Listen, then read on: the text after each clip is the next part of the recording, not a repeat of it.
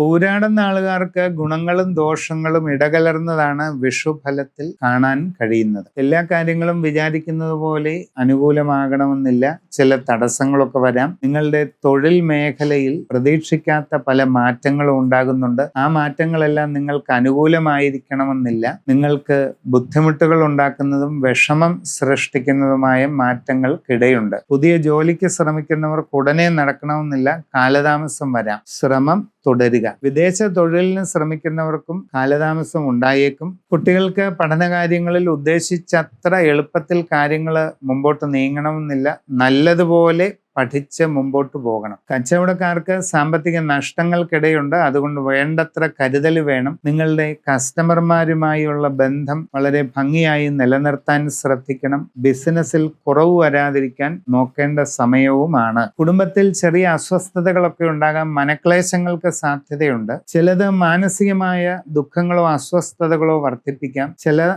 സാമ്പത്തിക നഷ്ടങ്ങൾ ഉണ്ടാകാൻ ഇടയുണ്ട്. മറ്റു രീതിയിലുള്ള അസ്വസ്ഥതകൾ, ആരോഗ്യ പ്രശ്നങ്ങൾ ഇതൊക്കെ വരാം.